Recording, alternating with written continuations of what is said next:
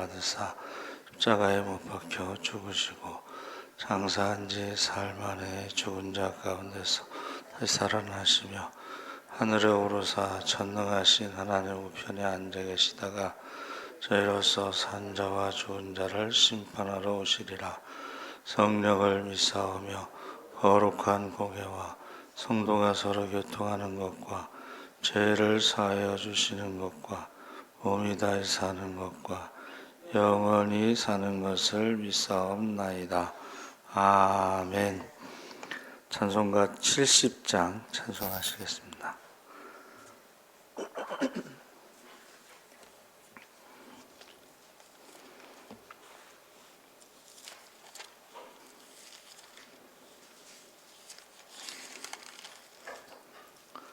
찬송가 70장 찬송하시겠습니다. 피난처 있으니 환난을 당한 자 이리 오라. 땅들이 변하고 물결이 일어나 산 위에 넘치네 두렵잖네. 이방이 떠들고 나라들 모여서 진동하나. 우리 주 목소리 한 번만 말하면 천하의 모든 것 망하겠네. 만유주 하나님 우리를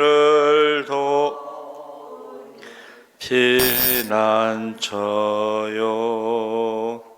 세상의 난리를 그치게 하시니 세상의 창검이 쓸데없네.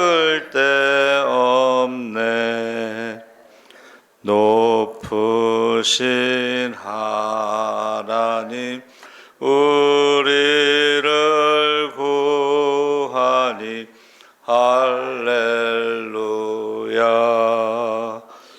괴로움이 심하고 환난이 극하나 피난처 되시는 주 하나님. 아멘. 하나님 말씀은 시편 36편 1절에서 12절까지 말씀을 보겠습니다. 구약 성경 827쪽에 있습니다.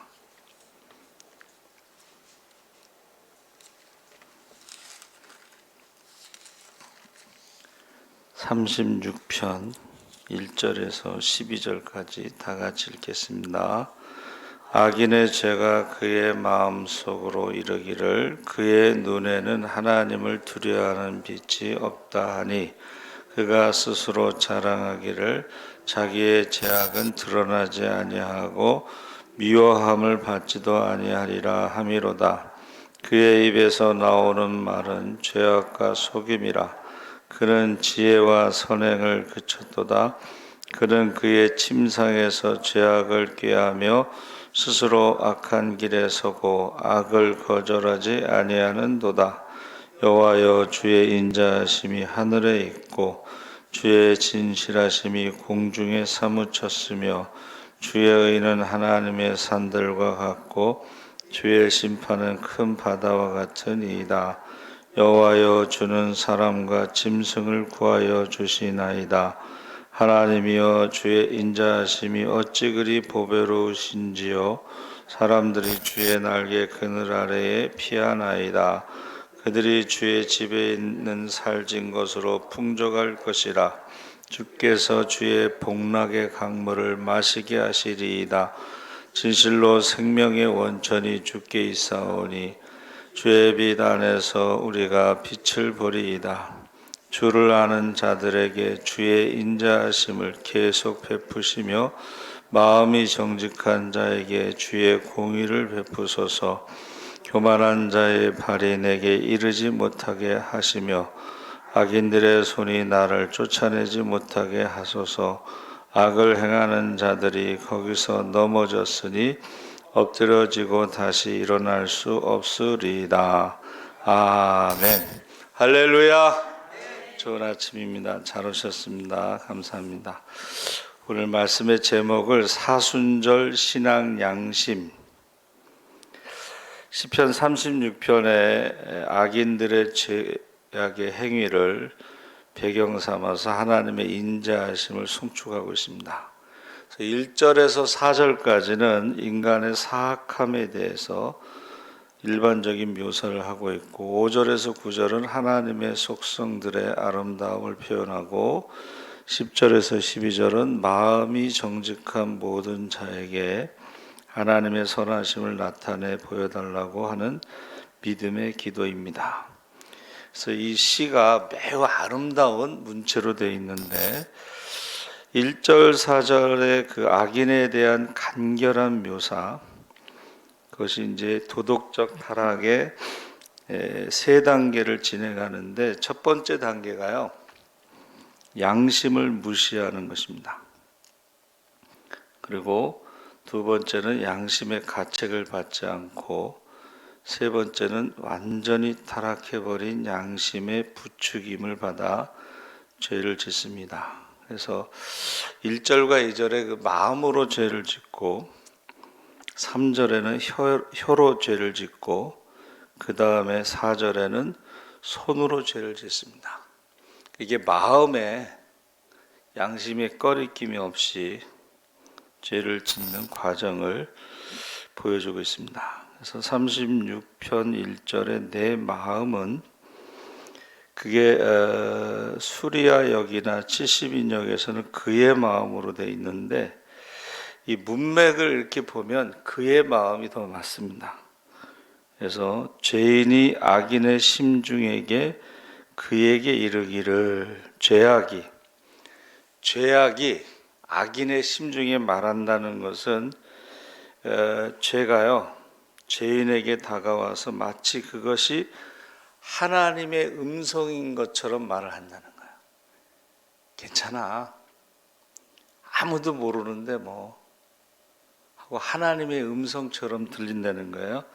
그래서 이른다는 말이 보통은 여호와께서 이르시기를 이라고 표현이 대부분인데 여기서는 여호와께서 이른다는 말씀이 아니에요. 그러니까 그 전에 성경은 그 가라사대를 써서 이거 하나님 말씀하시는 거다 구분이 되잖아요.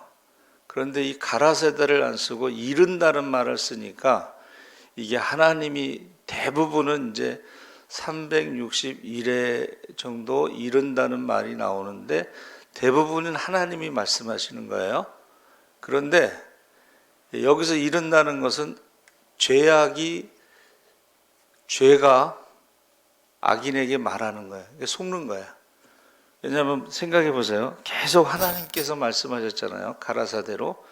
근데 이게 성경이 이르시기를 이렇게 번역하면서 다 하나님이 말씀하시는 거라고 착각할 수가 있는데 그렇지 않다는 것입니다. 그래서 36편 1절이 두려워한다, 이 떨림, 공포, 이것은 하나님을 경외한다는 뜻이 아닙니다. 원수의 두려움, 재앙의 두려움, 공포, 그런 의미로. 그래서 이 악인들의 부패한 모습에 대한 자신의 주장을 뒷받침하기 위해서 바울이 시편 36편 1절에 두 번째 문장을 인용한 거예요. 바울이 서신에서 이게 지금 악인들이 말하는 것이 결국은 하나님의 음성이 아니구나. 이 죄가 말하는 게 그렇게 인용하고 있고 36편 2절에 미워함을 받지도 아니하리라. 여기서 말하는 게 뭐예요? 그가 자기의 죄를 발견하여도 미워하기까지 자기의 눈앞에서 자신에게 아첨한다. 이렇게 번역되는 거예요. 그러니까 죄를 져도 하나님의 미워함을 받지 않는다라고 속삭이는 거죠. 야, 그 정도야. 뭐 남들도 다 똑같이 해. 근데 우리가 하나님 앞에 심판받을 때는 남들 기준으로 하는 게 아닙니다. 상대적인 평가가 아니에요. 저 사람보단 내가 낫지.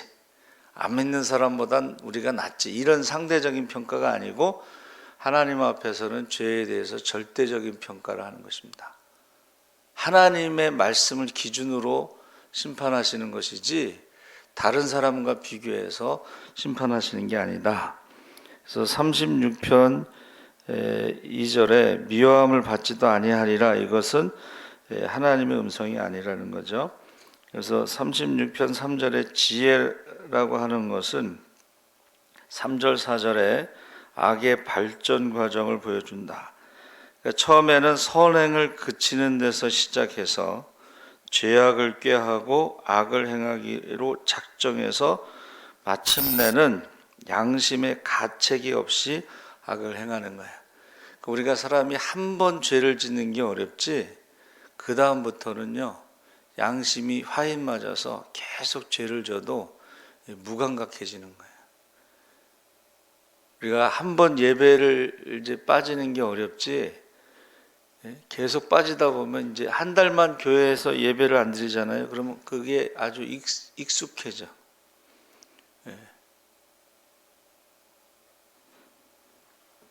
그래서 맨날 그 할렐루야 외치고 술 먹고 할렐루야 외치는 그 사람, 예배 드리세요? 코로나 때 예배를 안 드리기 시작하면서 지금도 예배 드리냐고 그래요. 그러니까 그게 아주 익숙한 거야. 36편 4절에 악을 싫어하지 아니하는도다. 그러니까 이 편에 미워함을 받지 아니하리라에서 시작해서 이제 악을 행하는 것을 싫어하지 않고 그냥 자연스럽게 계속 악을 행하게 되는 것이죠. 36편 5절에는 이제 1절서부터 4절까지는 이제 악이 하나님의 음성처럼 우리를 이제 유혹하고 자연스럽게 이제 죄를 짓게 만들었는데 5절에서는 주의 인자하심에 대해서 이야기합니다. 그래서 이 히브리어 헤세드, 인자하심이 5절에도 나오고 7절에도 나오고 10절에도 나오는데 그 죄와 대조가 되는 하나님의 인자하심과 성실하심을 찬양하는 것으로 갑자기 이제 방향을 시인이 바꾼 거죠. 이게 이제 히브리시의 전형적인 기법이다. 악인에 대해서 말하다가 갑자기 하나님의 인자하심으로 전환하는 거죠. 5절에 하누레라는 말은 이것은 히브리 전치사에서 뭐뭐로부터 해서 하나님의 인자하심은 하늘로부터 온다는 사실을 기술하고 있는 거죠. 거기에 이제 하늘과 그 다음에 하나님의 산들 6절에 이거는 큰 산, 높은 산을 말하는데, 그러니까 하나님의 어떤 창조의 위대함을 이 큰 산에다 비유를 해서 그 산보다 더 높은 하늘에 계신 하나님이, 또 큰 바다, 여기서 큰 바다는 최초의 대양, 큰 바다를 말하는데 이것은 사람의 힘으로는 헤아릴 수 없는 그것을 의미하는 거죠. 그래서 하늘에 계신 그 하나님이, 큰 산들보다 더 높으신 하나님이 그 바다와 같이 헤아릴 수 없는 인자하심을 베푸신다. 할렐루야. 그래서 인간이 사실은 죄를 많이 짓더라도 그 죄를 다 용서하실 수가 있고 그 죄의 문제를 해결하실 수 있는 하나님을 지금 고백하고 있습니다. 그래서 6절에 사람과 짐승을 하나님께서 돌보신다. 그래서 시편 104편에도 말 못하는 짐승에 대해서 하나님의 돌보심을 말하고 있는데, 하나님은 창조의 하나님이시면서 동시에 창조하신 모든 것을 돌보시는 하나님으로 지금 표현하고 있습니다. 그래서 사실은 우리 성도들도 짐승들에 대해서, 하나님이 창조하신 짐승 동물들에 대해서도 우리가 함부로 해서는 안 된다는 것을 표현해 주고 있습니다. 7절에 인자하심이 또 아까 5절, 7절, 10절에 나온다고 그랬죠. 근데 이 인자하심이 헤세드가요, 성경에 한 20가지로 번역이 돼요. 예를 들면 이제 사랑으로 번역이 되면, 사랑이 인자하심, 헤세드를 다 설명을 할 수는 없어요. 그렇죠? 그래서 이게 굉장히 아주 번역하기가 힘든 언어예요. 단어, 헤세드는, 인자하심은. 그래서 7절에 보배롭다라는 표현을 썼는데, 이것은 엑셀런트에서 뛰어난, 히브리어 야카르, 귀한, 값진. 그러니까 하나님의 인자하심을 설명하는 단어 중에 하나가 아주 귀하고 뛰어나다. 그래서 여러분 미국에서 이제 우리가 영어로 이제 대학원에 공부할 때 굿 그러면 좋다 이런 뜻이에요. 점수를 매길 때 그거는 기본 점수예요. 거기보다 조금 잘하면 very good. 그 다음에 아주 잘하면 excellent라는 단어를 써요. 그러니까 하나님의 그 인자하심은, 보배로우심은 세상의 그 무엇과 비교할 수 없는 엑셀런트한 것이다. 그래서 이게 번역하기 힘든데 7절에 주의 날개 그늘이라고 돼 있죠. 그 주의 날개 그늘이, 우리는 그늘이 별로 느낌이 없지만 어제 우리 성경 통독할 때도 낮의 해와 밤의 달이 너를 해치 못한다. 그러니까 낮의 해라고 하는 것도 고난이고 밤의 달도 고난인데, 낮의 해의 그 중동 지역의 그 태양은 살인적이다. 그래서 우리 김진삼 박사가 이제 청년들 좀 데리고 광야길을 걸으면 막 새벽에 일어나서는 시원하니까 막 찬양하고 막 이러다가 낮이 되면 막 욕을 한대. 얼마나 힘든지 죽을 것 같거든. 막 욕을 한다는 거예요. 그 광야길의 그늘이 바로 하나님의 보호하심, 하나님의 큰 축복으로 표현하고, 밤의 달은 뭐냐면 밤이 되면요 엄청나게 춥습니다. 그래서 히터를 팔아먹는다. 무슨 말인지 아시죠? 히터를 팔아먹는다 그랬어요. 그러니까 이 밤과 낮의 그 고난을 다 해결할 수 있고 보호하시는 그 단어가 날개 아래. 더울 때는 시원하게, 추울 때는 따뜻하게. 할렐루야. 그래서 저희가 풍족할 것이라, 이 말은 히브리어 언어에는 자신의 그릇에 가득 찬 것을 마시다. 그러니까 하나님은 사람에게 풍족히 공급하시는 하나님, 동물에게도 풍족하게 공급하시는 하나님. 그래서 지금요 일본에 11명이 굶어 죽는다고 지금 광고 나오잖아요. 아이들이 1분에 11명. 근데 부족해서 굶어 죽는 게 아니고, 이게 너무 많이 먹어서 비만이 돼 갖고 살 빼는 나라도 있고, 너무 못 먹어서 굶어 죽어가는 나라. 그러니까 전체적으로는 부족함이 없는데 너무 한쪽으로 치우치다 보면 한쪽은 살 빼는데 돈 들이고 한쪽은 굶어서 죽고 하는 그런 모습을 보여주고 있는 것입니다. 그래서 하나님의 공급하심에는 부족함이 없고 풍족하시다 하면서 8절에 주의 복락은 이게 기쁨, 행복. 그런데 어떤 분이 이렇게 해석했어요.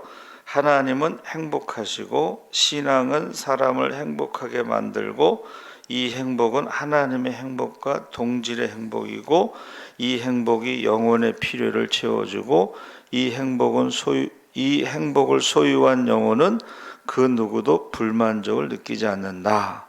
이 행복은 특히 하나님의 전에서 예배드리는 일과 연관되어 있다. 이 말은 우리가 일반적인 예배도 마찬가지지만은 특히 그 절기 있잖아요. 그 절기 때 대개 절기는 추수감사를 말하는 거예요.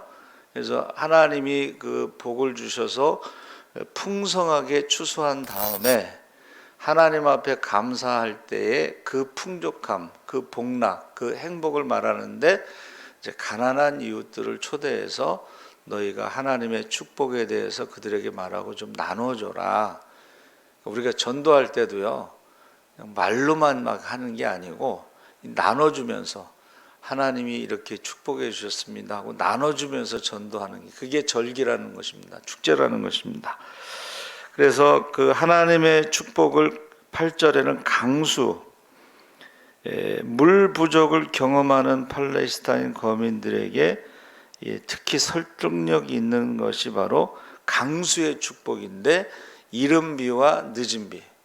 이른 비는 이제 우리가 흔히 말하는 이제 농사철의 봄비인데 그쪽에는 가을 비가 그 농사를 시작하는 절기예요. 그게 이른 비예요.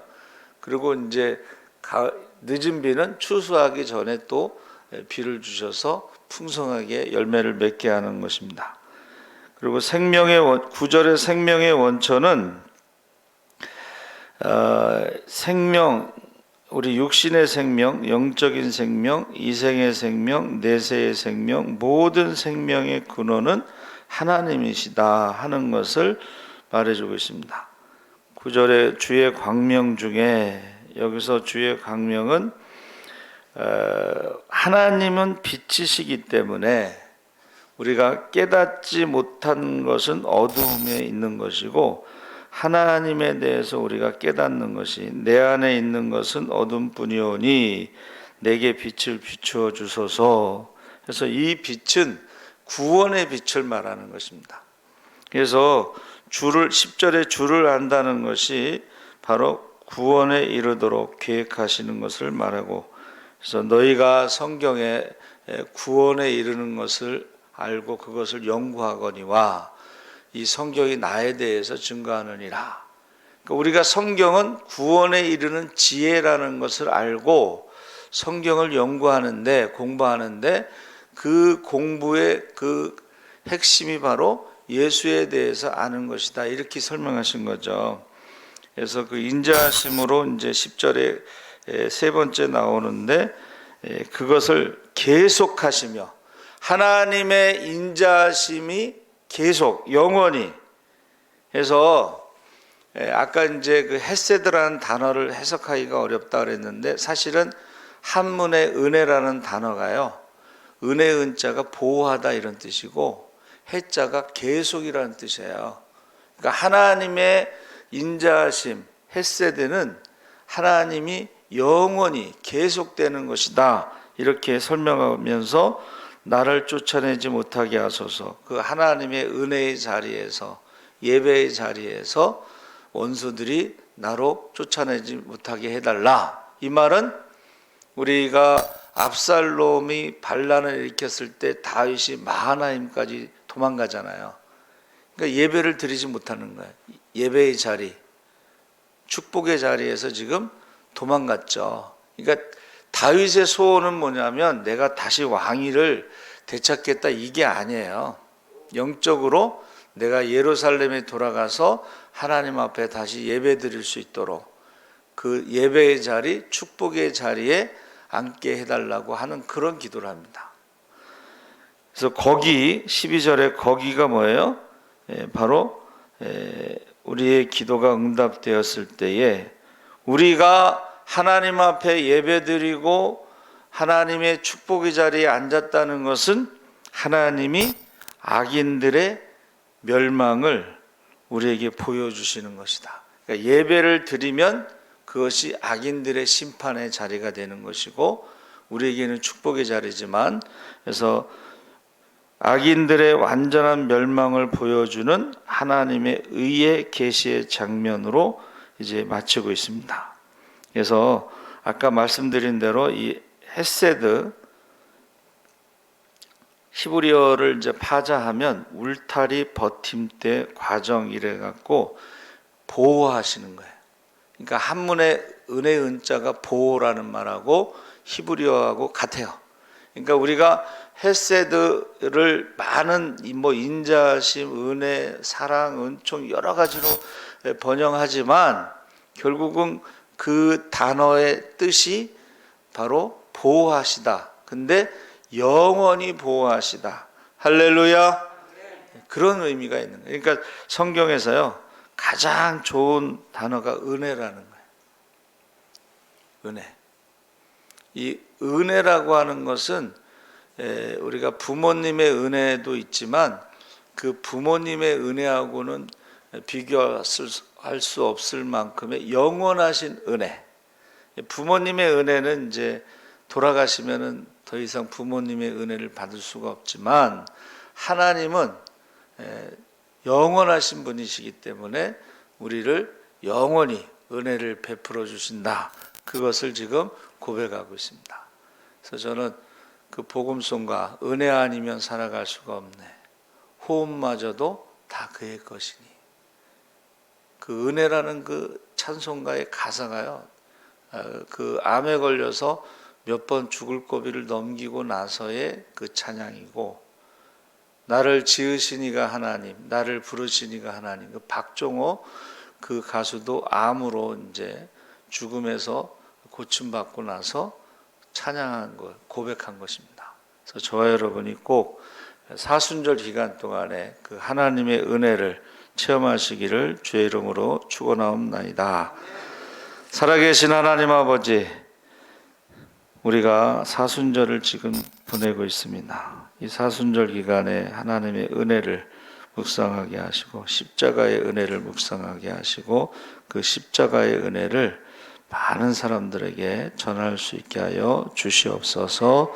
감사하며 예수님의 이름으로 기도합나이다. 아멘. 하늘에 계신 우리 아버지여, 이름이 거룩히 여김을 받으시오며